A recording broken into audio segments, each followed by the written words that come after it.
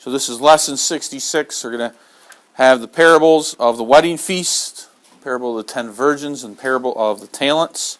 A little different version of the talents. So we'll start here in Matthew chapter 22.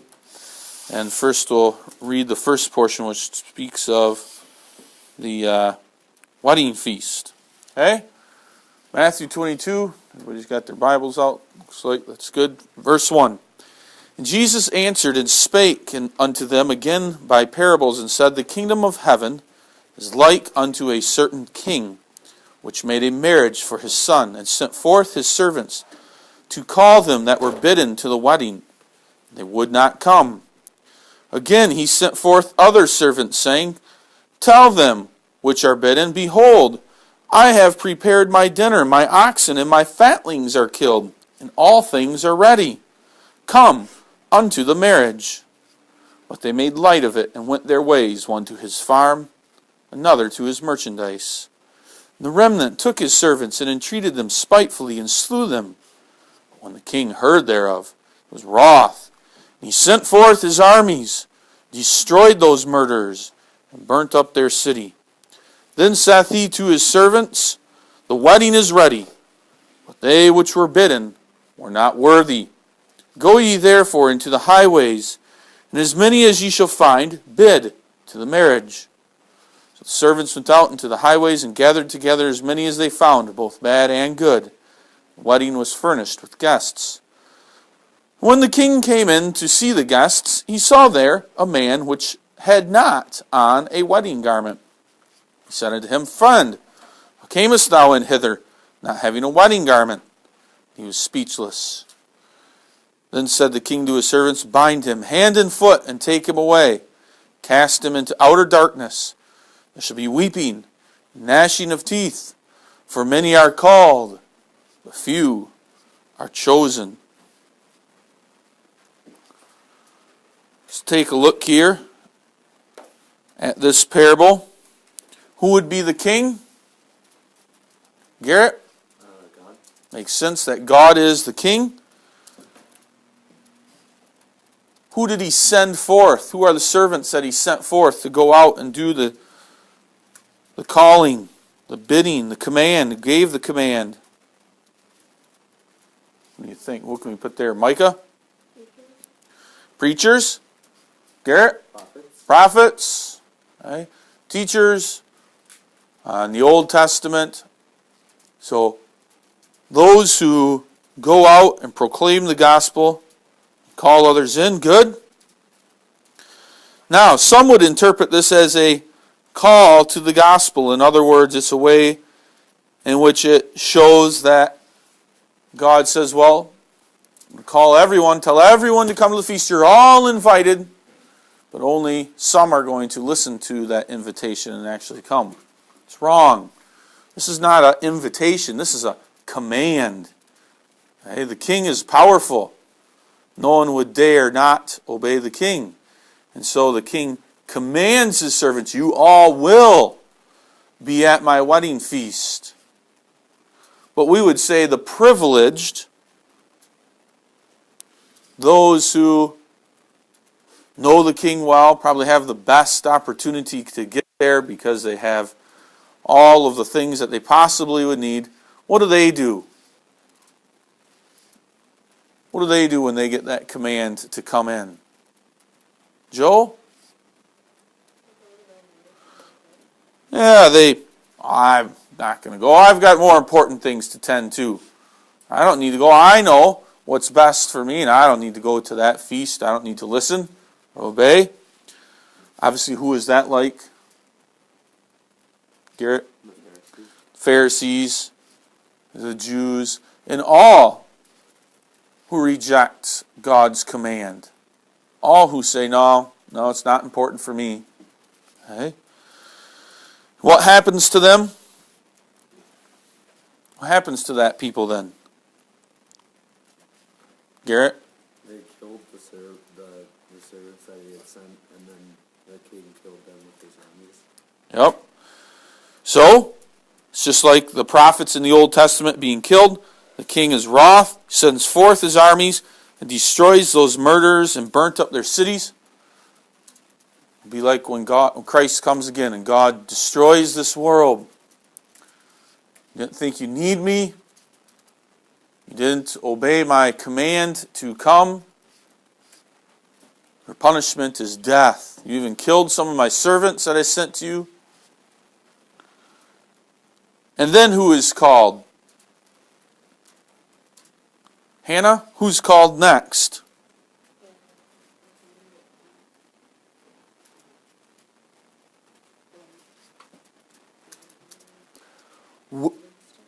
Where were they found? They're found on the side of the road, Hannah says. So what kind of people do we think of in our life? In our situation here today? Grant? Maybe the homeless. The poorest of the poor. The worst of the worst. And here Jesus is going out and calling them. Not calling them, commanding them to come to the feast. Okay? And that's a picture of us, the sinners. We're horrible, wicked sinners, but yet God forgives our great and many sins. And so we see that here. Those people are now called to the marriage feast. Okay? Both bad and good. Now the king is happy. His guests are at the feast. Some have obeyed his command and they've come in. Originally, they didn't think they were even worthy while the king's having a wedding feast. And they didn't right away think, ooh, free food and a party and I'll go there. But what they originally thought, why didn't they originally come in and listen to the command? Well, the king doesn't want me there. I'm not worthy. I'm not good enough. I'm dirty and filthy. Right? And obviously that's a picture of us and our sin. We don't deserve to be in heaven. We're covered in sin. We're filthy and dirty. But Jesus cleanses us. And so we're able to come to that feast. And what is each man, when he comes to the door of the wedding feast, what are they given? All of the guests. What must they receive? Because of what happens next with the king when he comes into the feast. He notices one man. What is that man missing?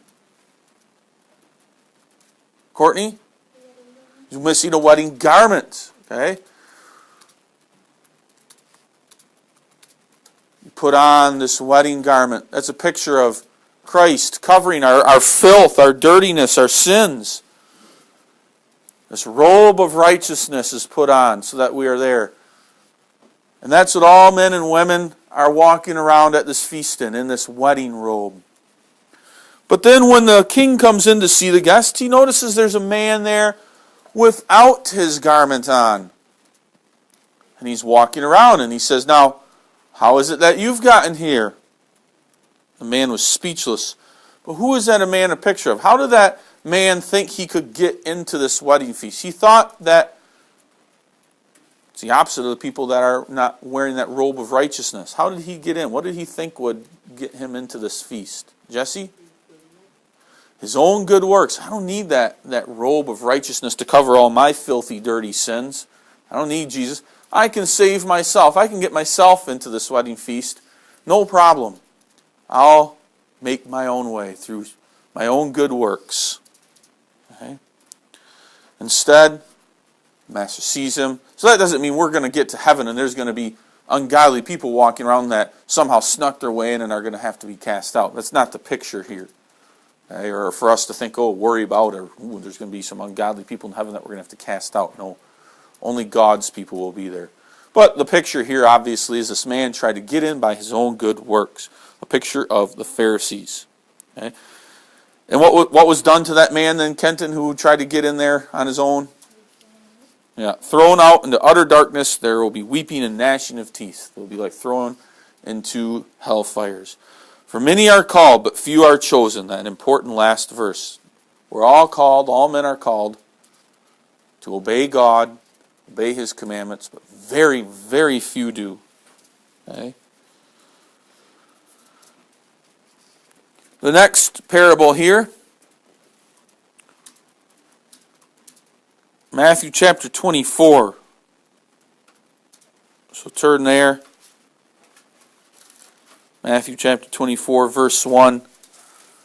Parable of the 10 virgins here. Everybody there, Matthew 24. And Jesus went out and departed from the temple, and his disciples came to him for to show him the buildings of the temple. And Jesus said unto them, See ye not all these things? Verily I say unto you, there shall not be left here one stone upon another that shall not be thrown down. And as he sat upon the mount, oops, I'm in the wrong spot here.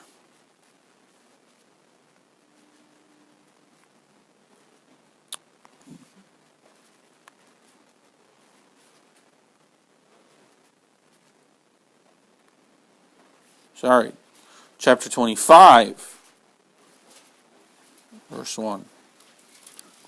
Try again. Chapter 25, verse 1. Then shall the kingdom of heaven be likened unto 10 virgins, which took their lamps and went forth to meet the bridegroom, and 5 of them were wise, and 5 were foolish. They that were foolish took their lamps, and took no oil with them. The wise took oil in their vessels with their lamps. While the bridegroom tarried, they all slumbered and slept. At midnight there was made a cry, Behold, the bridegroom cometh, go ye out to meet him. Then all those virgins arose and trimmed their lamps. And the foolish said unto the wise, Give us of your oil, for our lamps are gone out.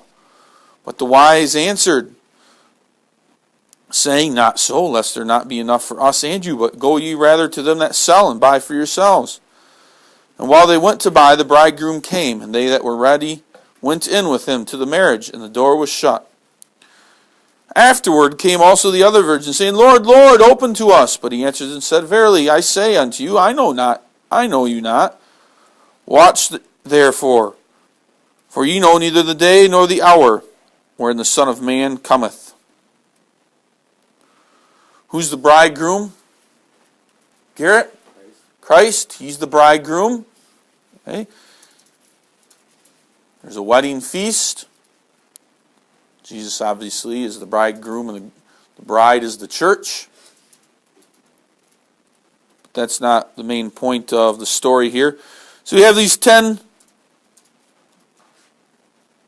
virgins, 5 of them being wise and 5 foolish. They all have their lamps. They know it's going to be a late night. They need their lamps because they didn't have street lights like we have. Okay? The moon maybe wasn't going to be very bright. Maybe it was a new moon. So they knew that they were going to need their lamps for their trip and their journey home. Back in those days, you would use oil. Okay? Oil with a little wick hanging down into there, or some other means. Okay? A lamp, and you could light the oil on the top and it would burn. But either way, they needed some light, and it was produced by burning oil.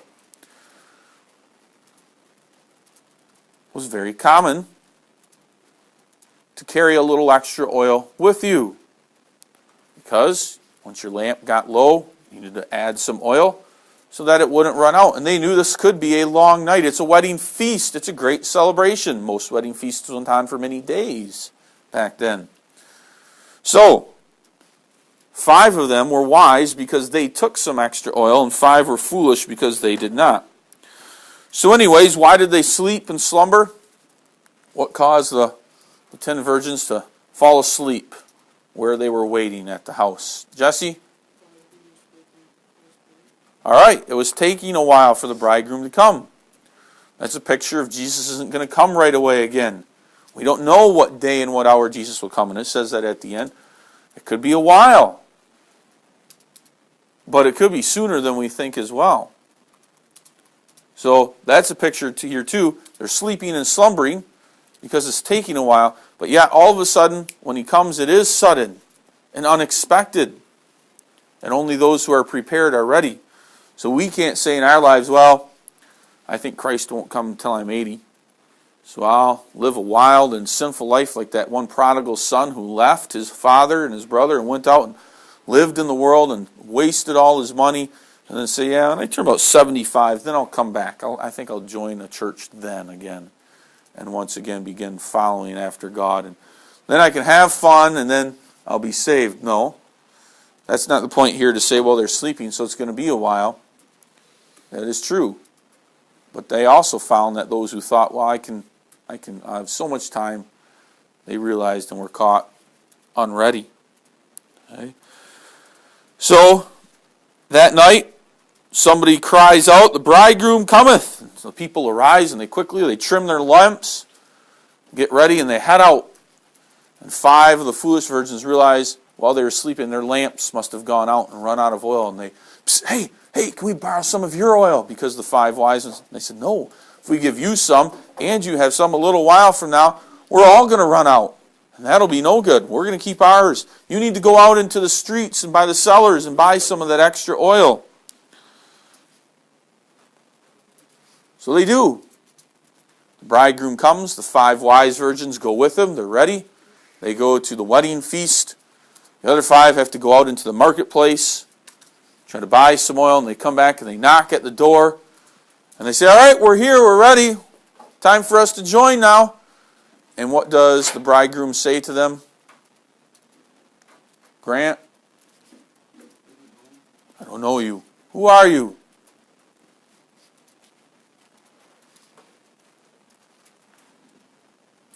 We can't wait. We can't think that, well, I'll be naughty now in my life. I'll have some fun and sow my wild oats. And a few years from now, then I'll become a Christian or behave the way that I should.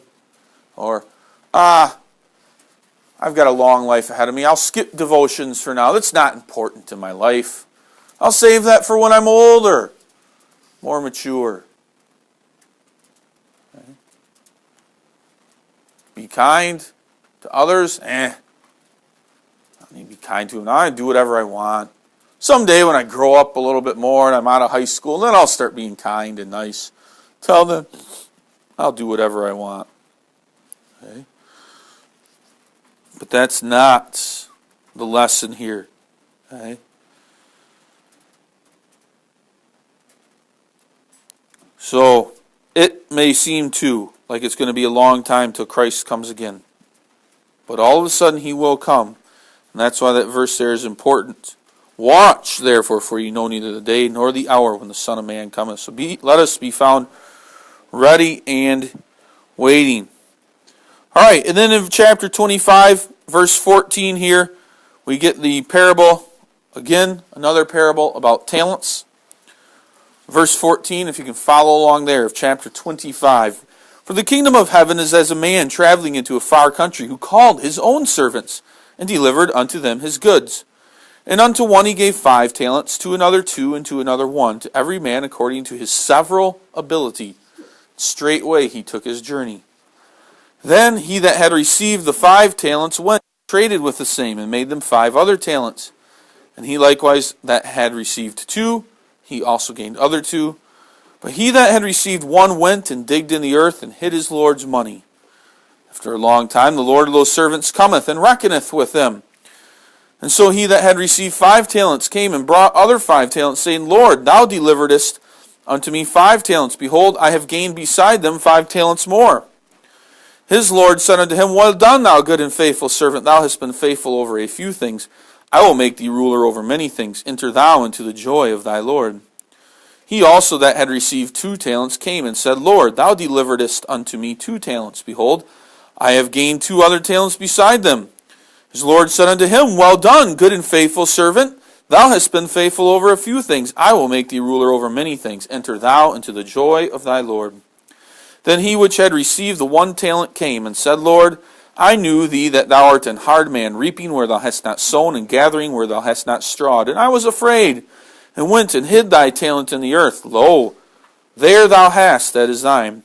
The Lord answered and said unto him, Thou wicked and slothful servant, thou knowest that I reap where I sowed not, and gather where I have not strawed. Thou oughtest therefore to have put my money to the exchangers, and then at my coming I should have received mine own with usury. Take therefore the talent from him, and give it unto him which hath 10 talents. For unto every one that hath shall be given, and he that shall have an abundance. But from him that hath not shall be taken away even that which he hath. And cast ye the unprofitable servant into outer darkness. There shall be weeping and gnashing of teeth. Sounds similar to the talent of the pounds, right? Maybe some different numbers a little bit. Okay? But again, who is the Lord in this parable a picture of? Logan? What do you think?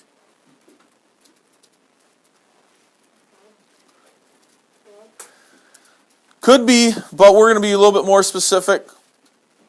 Micah? Jesus. This is Christ, because he goes away into a far country, right, Logan? Jesus is God. But here, Jesus goes away, the Master goes away into a far country. The Lord does. That's a picture of Jesus going to heaven before he returns. Okay? What are the talents a picture of? What do you think those are a picture of? Sometimes we think of, well, our talents and abilities, and that's true. God gives us talents and abilities, but he also gives us, maybe not you so much, but as you get older, you're going to have more and more of these things. You think you want lots now.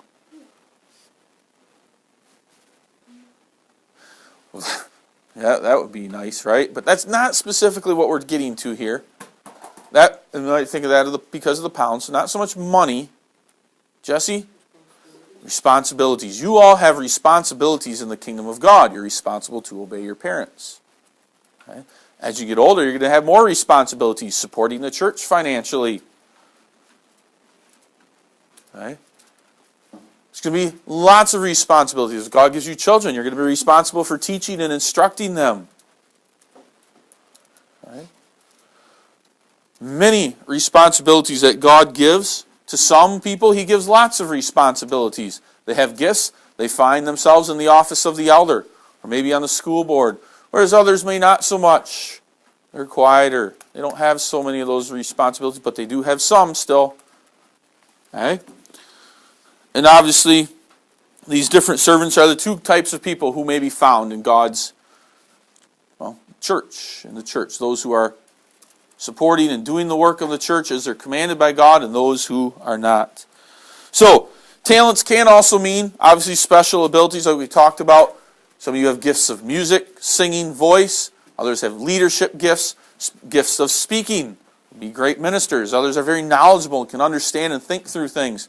Might be good. Others are good at being organized and setting up different work schedules and other things that might be helpful on different committees. So there's lots of talents that way too. Okay? But anyways, what do we see here? Does each person receive different or the same amount of talents in this one? Micah? So what does that mean for us?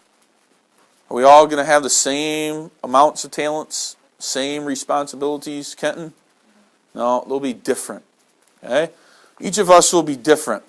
And the Master is going to go away. That's Jesus. And when he comes again, he's going to take an accounting. Have you done the things that you're supposed to do?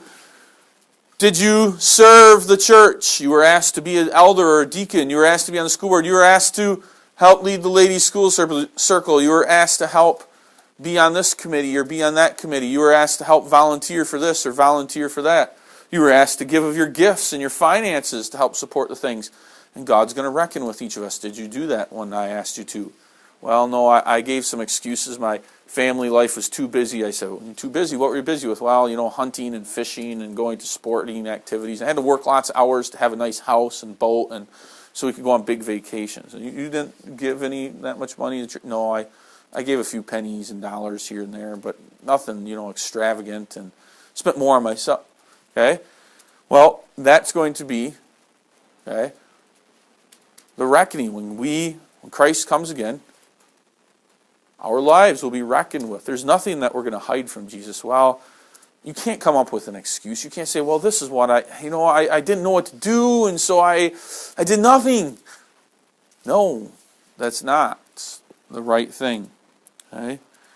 And that's what this man did who only had one. He willfully did nothing. He either, try to use, I didn't know what to do. It was so hard. Or he uses the excuse, well, what about this or that? No, that's not good. Okay, that's not going to be good enough. God rewards our work in his kingdom. Okay? He rewards our work. We don't earn our own place. That's not the point here. But a reward is just a bonus. Okay? Our works don't earn us anything. Our own salvation. The reward here is a beautiful life with Christ in heaven. Blessings here on this earth. We can experience the fullness of the Spirit. Being part of the church is a wonderful blessing, communing with each other, as opposed to being off on our own. So, those should be some good lessons for us. Let us be found ready and waiting like the wise virgins. Okay?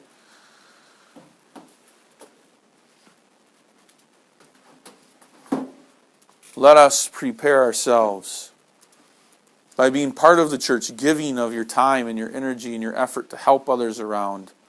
Don't scoff at mom and dad asking you to help with this or that, or you're over at the dinner and you've got to, you want to play basketball afterwards. Well, it might mean that you're going to have to help pick up the tables and chairs.